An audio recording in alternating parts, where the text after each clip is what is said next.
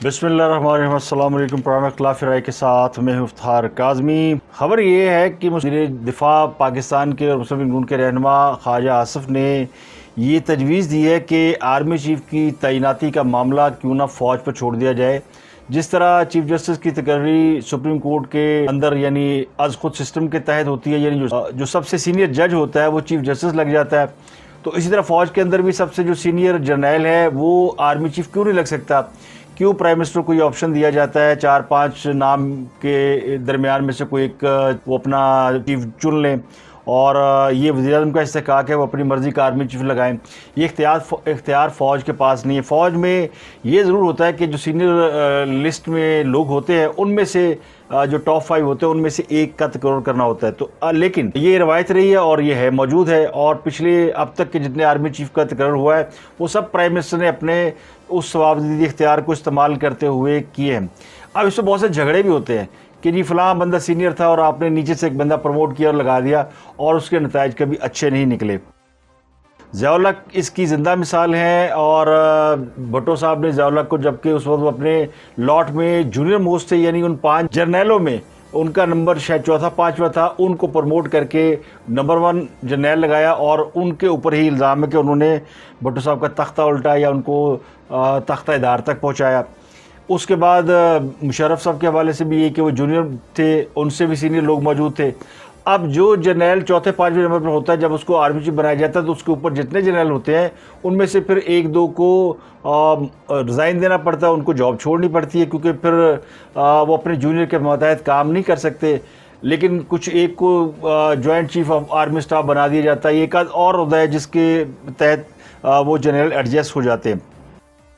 तो एक बहुत पुराना तनाज़ा है, और इस तनाज़े पे अभी भी जनरल बाजवा साहब के हवाले से जो इतराज़ात किए जाते हैं वो भी यही है कि जी वो जूनियर थे अपने दीगर 3-4 जनरलों से और फिर इनको बना दिया गया। इससे पहले वो जनरल अली कुली खान साहब वो सीनियर थे, उनके जूनियर को आर्मी चीफ बना दिया गया। तो वो जिन्होंने बनाया था वो आज तक उनके ख़िलाफ़ महाज पे खड़े हैं और वो उनकी पॉलिटिकल एफिलिएशन भी नज़र आती हैं। फिर यानी ऐसे जर्नैल इंतकाम से भी यानी उनके अंदर आ जाता है कि जी मेरी बारी थी और मुझे सुपरसीड कराया गया किसी और को और मेरे ऊपर लगा दिया गया। तो इस किस्म की बातें हैं आर्मी चीफ़ की तकर्री को लेकर। ये जिक्र मैं क्यों कर रहा हूँ कि पिछले कुछ दिनों से आर्मी चीफ़ की तकर्री के ऊपर बात भी हो रही है, और चूँकि नवंबर में मौजूदा army chief general Qamar Javed Bajwa की रिटायरमेंट है और उनको एक एक्सटेंशन मिल चुकी है, और ये भी कहा जा रहा है कि उनको अगली एक्सटेंशन भी ऑफ़र की जा रही है या दी जाएगी, या कोई और ओहदा क्रिएट किया जाएगा जिसके बाद वो फ़ौज में अपना जो है वो मुकाम बरकरार रख सकेंगे। लेकिन जो उनके बाद आने वाले जर्नैल है जो ये ख्वाब देख रहे हैं कि वो आर्मी चीफ बनेंगे, उनका क्या होगा, तो उनके लिए भी ये मैटर ऑफ कंसर्न है। राना सरावला ने कल कहा था किसी प्रोग्राम के अंदर कि नवंबर में अगर रिटायर होना है आर्मी चीफ को तो अमूमी तौर पर 1-2 महीने पहले नए आर्मी चीफ का नाम का अनाउंस हो जाता है। तो मुमकिन है नए आर्मी चीफ का नाम अक्टूबर में अनाउंस हो जाए। लेकिन दूसरी तरफ ये खबर भी है कि वो मुमकिन है कि नए आर्मी चीफ ना आए और मौजूदा आर्मी चीफ कंटिन्यू करें, लेकिन इसके तरीक़ेकार क्या होंगे तो ये अभी मालूम नहीं। तो ये मार्केट में मुख्तलिफ बातें गर्दिश कर रही हैं आर्मी चीफ को लेकर, क्योंकि आर्मी चीफ जनाब कमर जावेद बाजवा को मुतनाज़ा बनाने की जो कोशिश इमरान खान साहब ने की है वो किसी हद तक उसमें कामयाब रहे हैं। उन्होंने बहुत सारी उनके ख़िलाफ़ कंपेन्स स्टार्ट की, और अब वो न्यूट्रल अगर किसी को कहते हैं फ़ौज में तो वो उनका इशारा सीधा सीधा जनरल कमर जावेद बाजवा की तरफ होता है, जिनसे उन्हें शिकवा ये है कि उनकी हुकूमत को उन्होंने क्यों नहीं बचाया। इस पर बहुत से सवाल हैं कि क्या जनरल कमर जावेद बाजवा उस साजिश को साजिश समझते थे जिनको हाँ सब साजिश समझते हैं, या फिर उनको मेनो-1 यानी सदकना अमरना जो प्राइम मिनिस्टर कह रहे थे उस पर अमल करना चाहिए था और अपोजिशन का तिया पांचा कर देना चाहिए था जो इससे पहले होता रहा। यानी माजी में अगर आप देखें तो फ़ौज ने बहुत से मामलात में सपोर्ट किया है उस वक्त की हुकूमत को जो जिसके सरबराह खान साहब थे, और खान साहब ने कई मामलात में फ़ौज को इस्तेमाल किया, चाहे वो तहरीक अदम-ए-एतमाद का मामला हो, चाहे वो चेयरमैन सेनेट का इलेक्शन हो, चाहे वो आम इंतखाबात हो। तो इसी वाले से वो शायद एक तवक्को रखते थे कि जब उनके खिलाफ अपोजिशन तहरीक अदम-ए-एतमाद लेकर आई है तो उनको बचाया जाएगा, लेकिन नहीं बचाया। इससे पहले खान साहब ने एक बहुत बड़ा दावा भी किया था, वैसे तो अपने दावे पे कभी कायम नहीं रहे, लेकिन एक दावा उन्होंने किया था, और वो किया था उन्होंने जब उनसे सवाल कहा गया था, जब उन्हें बताया गया था कि जब नवाज शरीफ वज़ीर-ए-आज़म थे तो उनके पास जनरल राहील शरीफ आए थे और उन्होंने आके उनको कहा था कि शायद वो रिज़ाइन दे दें या छोड़ दें। तो उन्होंने कहा कि अगर मैं नवाज शरीफ की जगह होता तो मैं फिर आर्मी चीफ को सैक कर देता। तो प्राइम मिनिस्टर के पास आर्मी चीफ को बदलने का इख्तियार होता है, उन्हें हटाने का इख्तियार होता है। तो खान साहब ने अपनी हुकूमत की कुर्बानी दे दी, यानी तहरीक अदम एतमाद आने दी, और उनको पता था अमेरिका साजिश कर रहा है, तो ये उन्होंने होने दिया अमेरिका की साजिश को। और उन्होंने आर्मी चीफ से, यानी वो कहते मैंने न्यूट्रल को बता दिया था, और अगर उन्होंने खान साहब का साथ दिया तो खान साहब की इतनी हिम्मत नहीं थी कि उनको हटा सकें। वैसे तो कहने वाले ये भी कहते हैं कि खान साहब ने कोशिश की थी, लेकिन वो कोशिश कामयाब नहीं हुई थी। तो इसको छोड़ते हैं कि खान साहब उनको हटाना चाहते थे या नहीं चाहते थे, या उन्होंने कोई ऐसी समरी तैयार कर ली थी, या वो रिक्वेस्ट कर रहे थे कि मुझे बचाया जाए, और फिर जब नहीं बचाया तो ख़ुद उनकी सीट चली गई। अब आर्मी चीफ ने आना है, और इस बात की पिछले दिनों खान साहब ने एक जलसे में एक जगह पे ये सेमिनार किया, उसमें खिताब करते हुए उन्होंने कहा जी मैंने फैज़ हमीद को कभी भी आर्मी चीफ बनाने का नहीं सोचा। जनरल फैज़ हमीद जो कि टॉप 5 जनरल्स में आते हैं, और उनका नाम है कि वो आर्मी चीफ के दौर में शामिल हैं। वो एक ज़माने में खास तौर के ब्लू आइड रहे हैं कि वो ISI के चीफ थे, और उनके ऊपर ये इल्ज़ाम है जनरल फैज़ हमीद के ऊपर कि उन्होंने 2018 के इलेक्शन में खान साहब के लिए पॉलिटिकल इंजीनियरिंग की थी और उनको इलेक्शन में कामयाब किया था। उसके बाद कई बार भी उनकी हुकूमत जो 2-3 साल चलती रही, तो उसके लिए भी जनरल फैज़ हमीद उनको सपोर्ट करते रहे हैं। तो इसीलिए जनरल फैज़ हमीद एक कंट्रोवर्शियल शख्सियत के तौर पर उनका नाम लिया जाता था, लेकिन उन्होंने इंतहाई प्रोफेशनल एटीट्यूड का मुजाहरा किया। जब वो पेशावर के कोर कमांडर होकर गए तो उसके बाद से उनका कोई पॉलिटिकल स्टेटमेंट नहीं है, और उनकी किसी भी ऐसी जगह पे प्रेजेंस नज़र नहीं आई जहां पर नहीं होनी चाहिए थी। तो लेकिन उनका नाम चूँकि आ गया और उनका नाम मुतनाज़ा हो गया है, और वो ख़ुद को कंट्रोवर्शियल होने से बचाने के लिए उन्होंने अपनी जो प्रोफेशनल जिम्मेदारियाँ वो अंजाम दे रहे हैं। कोर कमांडर पेशावर हैं, वो टॉप 5 के अंदर हैं, उनसे सीनियर 4-5 जनरल मौजूद है। अब सवाल ये कि आर्मी चीफ बदलेंगे, और वो जनरल कमर बाजवा वो तो कह चुके हैं जी मैं जा रहा हूँ और मैंने नवंबर में मेरी टर्म पूरी हो जाएगी, मैं चला जाऊँगा। वो एक्सटेंशन ना पहले लेना चाहते थे और ना मेरा ख्याल अब वो इसको उम्मीदवार हैं। लेकिन अब अगर ये मामला चला जाता है यानी आर्मी के पास कि वो अपने आर्मी चीफ का तकर्रुर करे, तो इसके 2 चीज़ें होंगी। पहले मैं आपको बता दूं कि ये बात छिड़ी कैसे और ये मार्केट में क्यों आई है, और मौजूदा हुकूमत ये इख्तियार फ़ौज को देना चाहती है कि वो अपने आर्मी चीफ का तकर्रुर खुद करे। ख्वाजा आसिफ तल्लुफ़ हुसैन को एक इंटरव्यू दिया जो शायद 2-3 रोज़ पहले दिया, मैंने उसको अभी देखा है और उसके ऊपर मैं बात कर रहा हूँ। तो आप भी देखिए कि आपको शायद समझ में आ जाए कि ख्वाजा आसिफ क्या कहने की कोशिश कर रहे हैं। क्वेश्चन कर रहे हैं इनडायरेक्टली जो है इमरान खान साहब, यही मेरा मानना ये आपने अब इस तरफ, इसलिए मैंने इतनी लंबी तमहीद बांधी है कि आपने उस तरफ इशारा किया है कि जो नवंबर में ट्रांजैक्शन होने जा रही है उसमें भी जो है पहले से जो है उसके ऊपर डाउट जो है ना वो कास्ट करने किए जा रहे हैं। They are trying to preempt कि भाई ये ना हो जाए और ये ना हो जाए और ये इस तरह हुआ तो ये हो जाएगा, इसी निजाम का बिल्कुल एब्सोल्युटली। तो मैं समझता हूं कि एक सेंटिटी जो है ना मेंटेन रखी। मैंने अगले दिन टीवी पे भी कहा था कि कोई ऐसा सिस्टम होना चाहिए कि ये विद इन द इंस्टीट्यूशन क्यों नहीं हो सकता। मैं इट वाज लाउड थिंकिंग कि इंस्टीट्यूशन डिसाइड, ये सुप्रीम कोर्ट वाले भी तो डिसाइड करते हैं ना, वो तो प्रिंसिपल डिसाइड, सीनियरिटी प्रिंसिपल है ना जी। लेकिन कोई ना कोई इस तरह का कोई, मेरा ख्याल है हो सकता है मुझ पे कोई फायरिंग शेयरिंग शुरू हो जाए सोशल मीडिया पे इस बात पे, लेकिन ये पब्लिक रेल में बहुत ज्यादा आ गया बात। ये आज से 10-15 साल 20 साल पहले ये नहीं थी।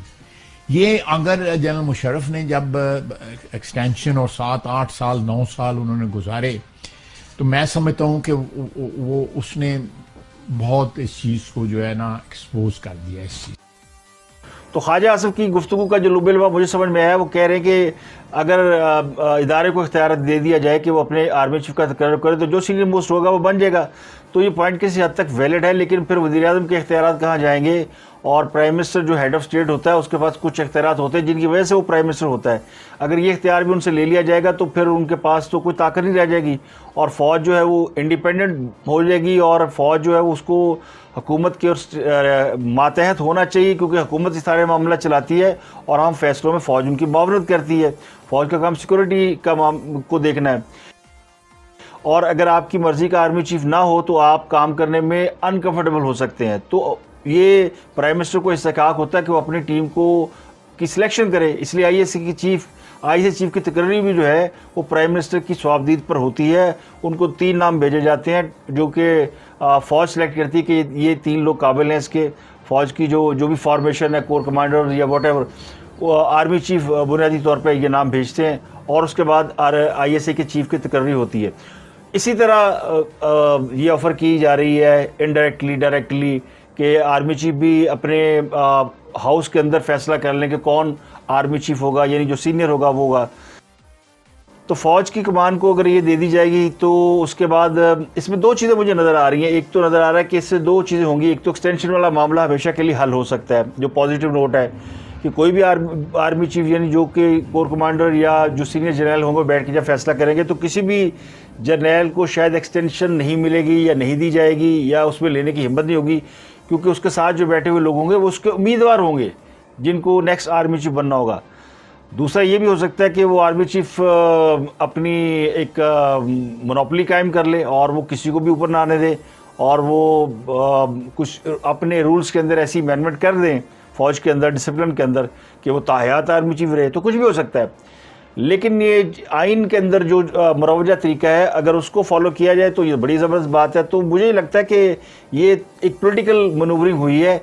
एक तो आर्मी फ़ौज को ये कि उसको इख्तियार देना कि अपने आर्मी चीफ का तकर्रुर करे, ये फ़ौज को खुद खुश करने के मुतरादिफ है। फ़ौज खुश हो जाएगी कि चले आर्मी को उनके मामलात का फ़ैसले में खुद मुख्तारी मिल गई है और इस बात का यानी ख़दशा नहीं रहेगा जी कि किसको हुकूमत लगाना चाहती है और किस आर्मी चीफ को लगाने के बाद हुकूमत अपने लिए कोई 10 साल प्लान बना रही है, कोई 20 साल प्लान बना रही है। जिस तरह खास पे इल्ज़ाम था कि वो अपनी मर्ज़ी का आर्मी चीफ लाकर अगले 10-20 साल हुकूमत में रहने का ख्वाब देख रहे थे। इसी वजह से अपोजिशन कहती कि हमने उनको घर भेज दिया तहरीक अदम लाकर। वजूहात और भी हैं, लेकिन ये बेसिक बुनियादी वजह कि जी एक लंबा प्लान था और इस प्लान को फिर ज़ाहिर है उन्होंने काउंटर किया और तहरीक अदम लेकर आए। दूसरी ये मामला है कि जी जब जिसको अगर मर्ज़ी का यानी जो आर्मी चीफ या फ़ौजी सरबराह या किसी इदारे का सरबराह आपके लिए सर्विसेज देता है या आपके साथ बड़ी ज़बरदस्त उसकी इंटीमेसी हो जाती है और आपके कहने में आकर, सुनने में आकर वो मुखालफिन को रोन देता है, यानी वो न्यूट्रल नहीं रहता है या वो क्या कहते हैं उसको अपने लिमिट से बाहर जाता है और ऐसे काम करता है जो कि आइन और कानून इजाज़त नहीं देता, लेकिन चूँकि आप किसी को खुश कर रहे होते हैं तो फिर आप वो काम करते हैं। तो ये मामला भी जो है ना, इसमें फिर आपको एक्सटेंशन दी जाती है, आपको आपकी नौकरी पक्की हो जाती है, लंबी कर दी जाती है और आप फ़ौज के अंदर 2-4 साल गुजारते हैं। तो किसी बड़ी फ़ौज का सरबराह होना, उसको हेड करना एक लंबे अरसे के लिए बड़ी प्राइड की बात होती है, प्राइड मोमेंट होता है, लेकिन बाकियों की हक तलफी हो जाती है। ये फ़ौज में होता है और ये इसमें मेरा ख्याल है बहुत से लोग इसको समझते हैं कि तरीक़ाकार ठीक है, बहुत से लोग माइंड नहीं करते। फ़ौज के अंदर ज़्यादा लोग इस बात को माइंड नहीं करते। वो कहते हैं अगर हम टॉप जनरल में पहुंच गए तो ये भी काफ़ी है, लेकिन अगर आर्मी चीफ का अगर आपको टैग मिल जाता है तो ये आपका प्राइड मोमेंट होता है और ये आपकी लाइफ टाइम अचीवमेंट होती है। तो इसलिए मुझे लगता है कि एक पॉलिटिकल मोमेंट है, पॉलिटिकल मूव की गई, इस पर भी बहुत ज़्यादा बात नहीं हो रही। अब इसको देखना है कि क्या ये संजीदा ऑफर है या ये सिर्फ एक बॉल फेंका गया है उनकी कोर्ट में कि ऐसा कर लें। अगर ऐसा करें तो उसमें फ़ौज खुश होती है, वो जाहिर है उनके लिए एक अच्छी बात होगी, और अगर ऐसा वो नहीं करते और आइन और कानून के मुताबिक करते तब भी कोई हर्ज नहीं है। जो राइज है तरीक़ेकार उसी पे अगर काम किया जाएगा तो भी कोई बुरी बात नहीं है। सिर्फ इसलिए इसके लिए ज़रूरी है कि कोई यानी नीयत ठीक हो तो सारे मामला ठीक है। मामला होता है हमारी जब नीयत ख़राब हो जाती है और हमारे प्लान जो है वो होते हैं कि जी हम एक बार हमें कुर्सी मिल गई तो हमने छोड़ना नहीं है। जमहूरी तरीक़ों पे रहे, आइनी तरीक़ों पे रहे तो आइन और कानून पे अमल करके आप तमाम चीज़ें, आप ये कानून जो बने हैं ये इसी काम के लिए बने हैं, इसके ऊपर अमल करके आप अपने लिए भी बेहतरी कर सकते हैं और मुल्क के लिए, कौम के लिए भी बेहतरी कर सकते हैं। तो ये मैंने एक वीलॉग इसलिए कर दिया कि ये मुझे लगा था कि आर्मी चीफ के मामले के ऊपर अब चूँकि आना है अगले चंद महीनों में, ये डिस्कशन है और शायद इलेक्शन जब भी अगला होना उससे पहले मामला निपट जाएगा। और ये आर्मी चीफ की तकरीर पाकिस्तान की सियासत में एक बहुत बड़ा मैटर है। वो सीधी सी बात है, बज़ाहिर इस वक्त इस्टेब्लिशमेंट न्यूट्रल है और अपने आप को सियासत से लाताल्लुक़ किए हुए है। न्यूट्रल इन सेंस सियासत से लाताल्लुक़ तो हो नहीं सकते। और कोई भी दायरा पाकिस्तान में जो पाकिस्तान का निज़ाम है, पाकिस्तान हुकूमत है, उससे लाताल्लुक़ होके नहीं चल सकता। हुकूमत के साथ रहना पड़ता है या हुकूमत की बात माननी पड़ती है। आप हुकूमत के सर्वेंट होते हैं, हुकूमत के सब सर्वेंट होते हैं, तो फिर आपको उनके रूल, आपकी बात, उनकी जो अहकामात होते हैं उनको फॉलो करना पड़ता है। तो आप सियासी भी होते हैं और अपने इदारे के अंदर जब रह के, अपने हदूद के अंदर रहकर काम करते हैं और बिला वजह किसी अपनी हदूद से बाहर नहीं जाते, तो आप गैर सियासी हैं। तो इस वक्त इस किस्म की गैर सियासी इदारे हैं, अदलिया भी है और फ़ौज भी है, और अपने आप को न्यूट्रल कहते हैं, लेकिन ख़ास साहब इसको नहीं मानते और ख़ास साहब कहते हैं नहीं, ऐसा न्यूट्रल नहीं होना चाहिए। दुश्मन अगर आप पे अटैक करा तो फिर आपको उसको बचाना चाहिए। अब वो अपने हवाले से कहते हैं, उनकी इस बात से कोई इत्तफाक करता है, कोई नहीं करता, क्योंकि इसके ऊपर अभी होना क्या है, इसके ऊपर अभी अगर ये मुस्लिम लीग नून ऑफ़र कर रही है तो फिर लोग सवाल करेंगे कि आपका वो वोट को इज़्ज़तों का नज़रिया कहा गया और आप इतने लेट गए हैं कि आपने ये ख्वाजा आसिफ ही थे ना जो चंद रोज़ पहले कह रहे थे कि जी इतनी स्पेस इस्टेब्लिशमेंट को कभी किसी ने नहीं दी जितनी स्पेस खान साहब ने दी है। तो अब अपनी इस बात, अगर उनकी बात को सामने रखा जाए तो वो ये उससे भी ज़्यादा काम कर रहे हैं, ये तो फ़ौज को उससे भी ज़्यादा स्पेस देने की कोशिश कर रहे हैं। तो इनकी स्पेस देने का मकसद क्या है? क्या ये कोई पॉलिटिकल मूव है? क्या ये नियतन कसदन ऐसा कर रहे हैं कि फ़ौज को ऑफ़र कर रहे हैं कि आप ये कर लें कि आर्मी चीफ की तकर्री का जो इख्तियार है कि वो फ़ौज अपने पास ले ले, और ताकि हुकूमत के ऊपर कभी इन फ्यूचर इल्ज़ामात ना लगें। लेकिन मेरा नहीं ख्याल कि इस किस्म की जो ऑफ़र है वो फ़ौज एक्सेप्ट करेगी या आइन कानून इस बात की इजाज़त देगा। ये एक पॉलिटिकल बात है, जिस तरह ख़ास अब सियासी बातें करते हैं ना, जैसे खान साहब ने शिकवा किया जी, और जो अमरीकी साजिश वाला मामला है उसके ऊपर DGISPR ने आकर जब वजाहत की जी, कौमी सलामती कमेटी के इजलास में साजिश का मामला प्रूव नहीं हुआ और किसी ने नहीं कहा कि अमेरिका ने हुकूमत गिराने की साजिश की है, तो इसको कहा गया जी ये तो सियासी मामला था, ये तो पॉलिटिकल स्टेटमेंट था और इसके अंदर फिर फ़ौज को नहीं आना चाहिए था। तो खान साहब के जो सियासी स्टेटमेंट होते हैं ना वो इसी तरह के होते हैं, जैसे 35 पंक्चर वाला स्टेटमेंट था उनका। खान साहब ने इल्ज़ाम लगाया था कि 35 पंक्चर लगे हैं पिछले 2013 के इलेक्शन में, ये 35 पंक्चर लगाए गए, ये बहुत बड़ा इल्ज़ाम था। यानी 35 सीटों पे फिक्सिंग की गई और ये सीटें नवाज शरीफ को देकर उनको इलेक्शन जिताया गया।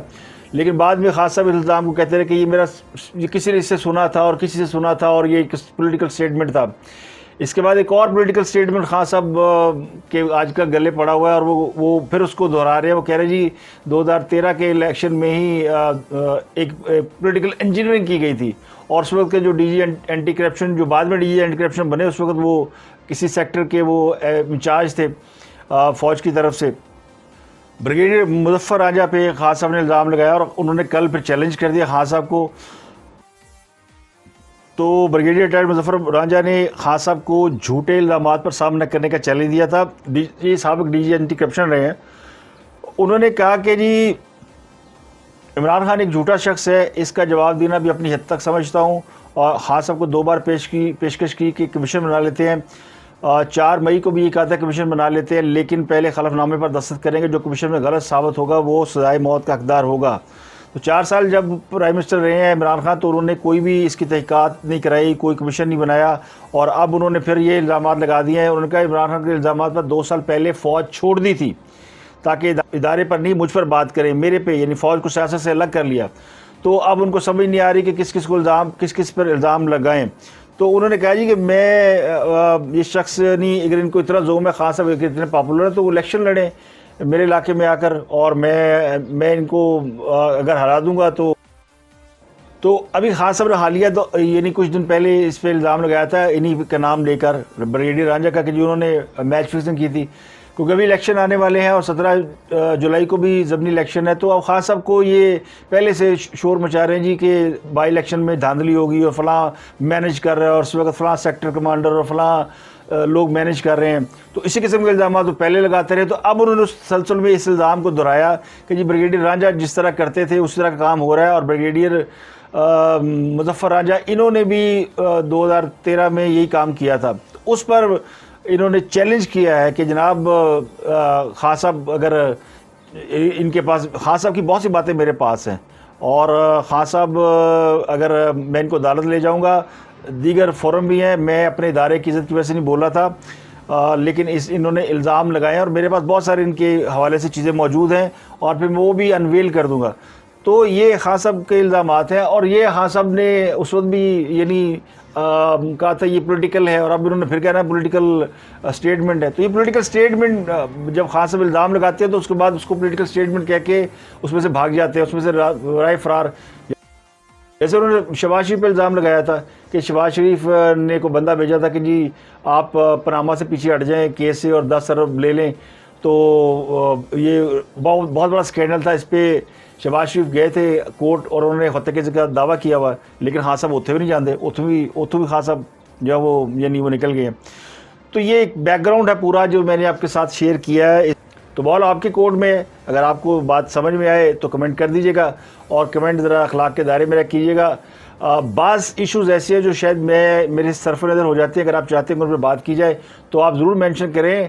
इजहार राय ये जो हम बोलते हैं और ये जो आपसे कहते हैं कमेंट करें, ये आपके यानी फ्रीडम ऑफ एक्सप्रेशन है कि आप भी बात कर सकते हैं, अच्छी बुरी। मेरे को बात बुरी लगे तो आप कमेंट कर सकते हैं नीचे।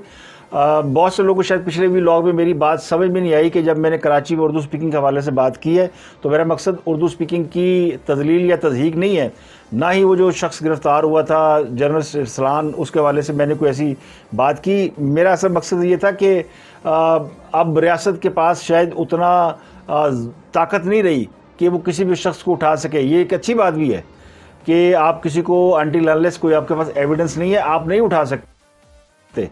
लेकिन इससे पहले ये भी होता था कि अब किसी के पास एविडेंस नहीं है लेकिन उसके ऊपर डाउट है तो उसको उठा लिया जाता था। तो डाउट पे ही बहुत से लोग उठाए गए और पता चला कि वो वाकई मुजरिम थे या मुलज़म थे। तो अब ये मैकेनिज़्म जो पुराना था वो अब उसकी सहूलत नहीं रही, तो इसमें फ़ायदा भी है नुकसान भी है। तो मैंने तो वो हकीकत आपके सामने खोल के रखी। और सुपर टैक्स ज़ाहिर है वो लगा है, वो गरीबों पे उसका असरात तो आएंगे लेकिन अमीरों पे भी उसके असरात आना चाहिए। तो मैंने कहा कि अगर 1% 10% गरीबों पे उसका असर आता है तो उसका असर अमीरों पे भी आना चाहिए। मेरा पॉइंट ऑफ व्यू था। अगर ये पॉइंट ऑफ व्यू अगर आपको पसंद नहीं आया तो आप नीचे कमेंट कर सकते हैं, तो मैं अपनी सलाह कर सकता हूँ। तो अपना गिरदोनवा के लोगों का बहुत बहुत ख्याल रखिएगा।